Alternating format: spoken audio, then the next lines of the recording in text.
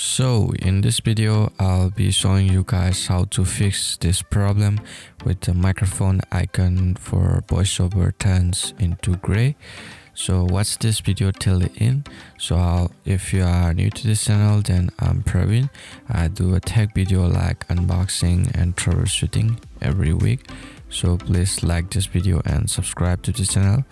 And yeah, so let's get started. First of all, I will be showing you two steps to fix this.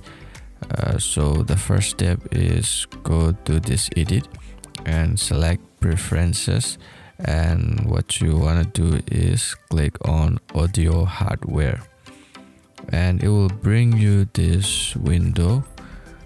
So all you have to do is select the default input microphone you are currently using now.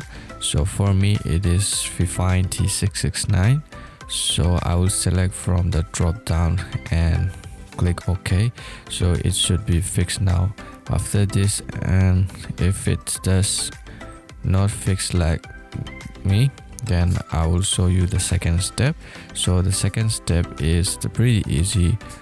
All you have to do is right click on this microphone icon, and now click on the add track.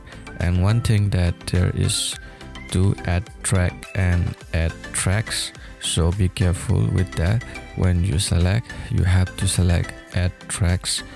Okay, and the last thing is select the track, like the mono or stereo, it doesn't matter, just whatever you want it, select it and hit OK. It should be fixed by now. So yeah, it is showing the microphone icon, it is working perfectly. You can hit start record, it is good to go. So yeah, if this video really helps, then please like this video, because that will make this video really picked by YouTube algorithm.